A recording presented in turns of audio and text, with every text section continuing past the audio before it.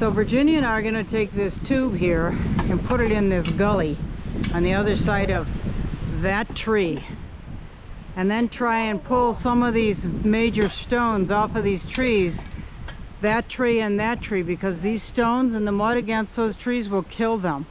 So that thing is really heavy. What do you think that thing weighs? Well, it's double walled, so that means that if it's in the ground, you can drive over it and it won't crush. So it's probably... It's awkward too. When it's not wet,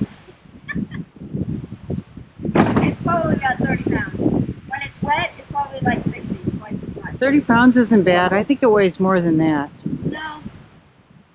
Well, whatever. Anyway, you're going to watch us try to get it over this mound, and in the gully on the other side.